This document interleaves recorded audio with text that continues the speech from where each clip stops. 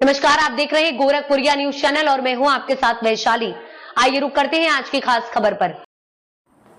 MP में छत्तीसगढ़ को मिला रेल नेटवर्क का तोहफा। अनूपपुर कटनी तीसरी रेल लाइन से बदलेगा सफर का अनुभव, रेल विकास को मिली रफ्तार।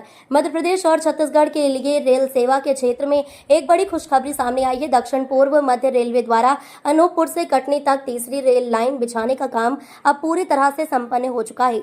यहाँ प्राइवेट कुल 165 किलोमीटर से ज्यादा लंबा है और इसके पूरा होने से इन दोनों राज्यों के बीच रेलवे नेटवर्क और अधिक मजबूत और सुगम हो गया है। इस परियोजना को भारतीय रेलवे के उन प्रयासों के तहत देखा जा सकता है।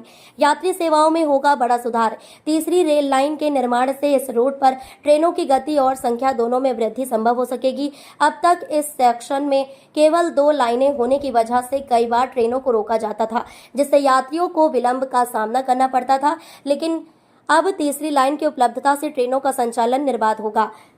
मालगाड़ियों के संचालन में भी सहूलियत। यात्रियों के साथ साथ इस परियोजना से उद्योग और व्यापार जगत को भी फायदा होगा। तीसरी रेल लाइन बनने से अब मालगाड़ियों को ज्यादा तेजी से एक स्थान से दूसरे स्थान तक ले जाया जा सकेगा। इससे खनिज, सीमेंट, कोयला, खाद्यान्न जैसे आवश्यक माल की आपूर्ति सुचारू रूप से हो सकेगी। क्षेत्र में संचालित बिजली घर, कोयला खाने और अन्य भारी उद्योगों के लिए यह लाइन एक जीवन रेखा साबित हो सकती है। स्थानीय लोगों को मिलेगा रोजगार और सुविधाएं। रेल लाइन निर्माण और उसके रखरखाव में स्थानीय लोगों को भी काम मिल रहा है, जिससे रोजगार के अवसर बढ़े हैं। साथ ही नई रेल लाइन के कारण यात्रियों को अब ज्यादा ट्रेनों का विकल्प मिलेगा। इससे छोटे